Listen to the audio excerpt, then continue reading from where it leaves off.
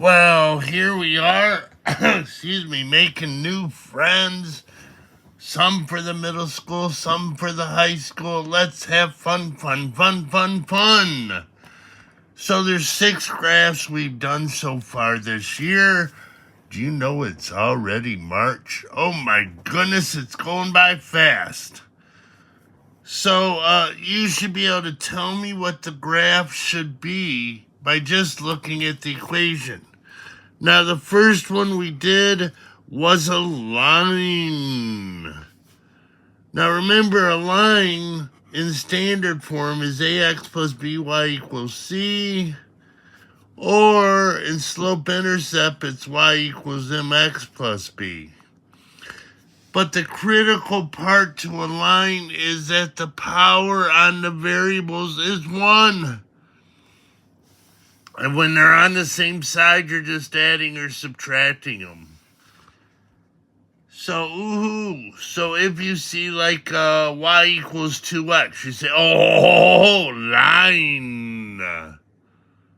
You see 2/3 x plus 3/4 y equals 7. Line. Excuse me, holy cheese. So the power's 1. Then the next one we did was the V shape or the angle graph. And I don't want to hurt your feelings, but if you get this wrong, you should cry for 47 days. Oh, and the key to V shape and angle, you see an absolute value. So in proper form, it's y minus k equals a, absolute value x minus h.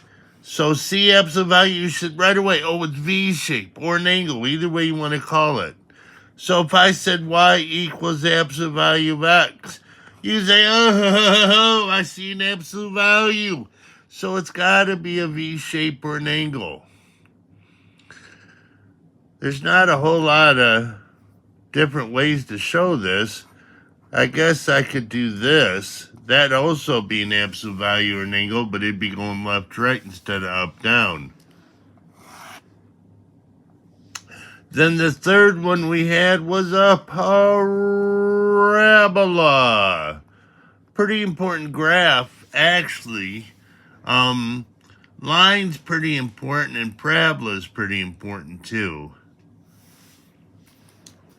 But a parabola, y minus k equals a, x minus h squared.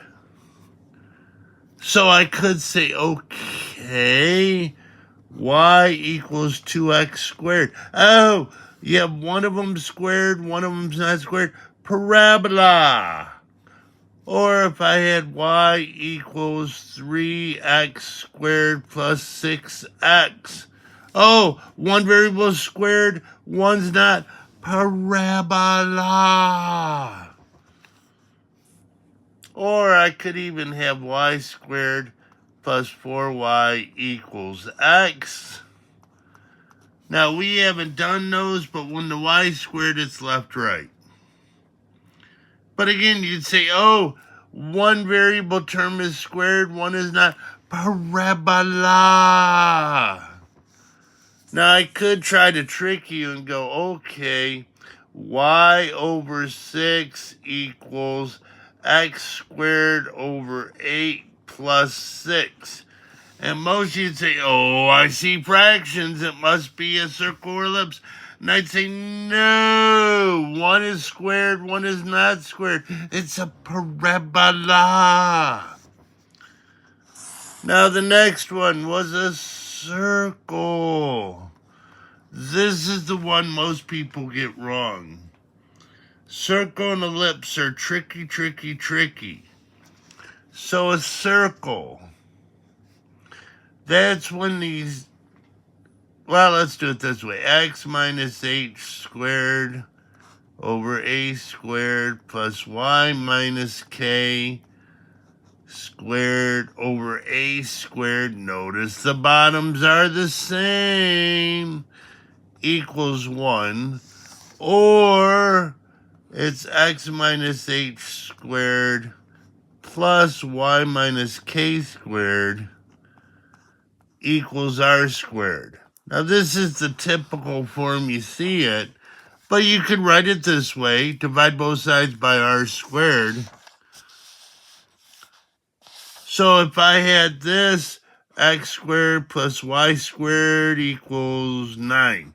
Oh, it's a circle. Sum of squares, bottom number would be the same if you divided by 9. Or if I have x squared plus 4x plus y squared minus 10y equals 200. You'd say, oh, it's a square plus a square, and the coefficients are the same, so it's a circle. A circle. Then the next one, ellipse. So ellipse to me kind of looks like a squished circle or a stretched out circle. And in proper form, so we could graph it, looks like this.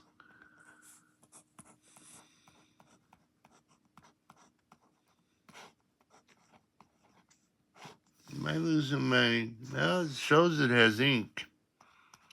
So this is what ellipse looks like. But if I gave you this, x squared plus 2y squared equals 8, you'd say, okay, a square plus a square, but different coefficients. So when I divided by 8, I'd have different denominators. So it's ellipse. Or if I had x squared plus 4x plus 6y squared plus 12y equals 100. You'd say, oh, a square plus square. Oh, but different coefficients, so meaning it'd be different bottoms when you divide it by this. So it's an ellipse. Now the last one shouldn't be that bad. And that's the one we just did, a hyperbola. Hyperbola, sometimes I call it. Oops, I gotta spell it right.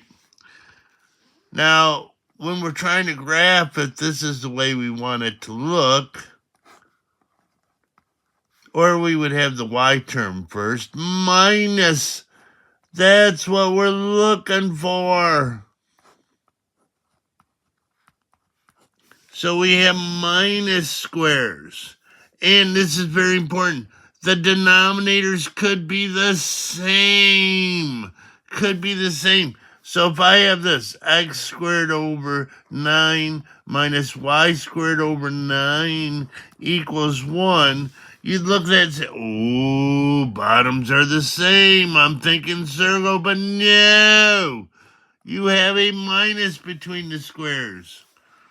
So if I had this, x squared plus 4x minus y squared minus 6y equals 1, I'd say, hey, we have a square minus a square.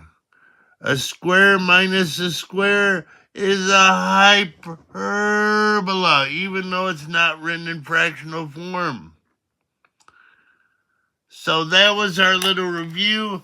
The next video, I'm just going to show you Whippy Snappy equations, and then you have to tell me what would the graph be. Thank you.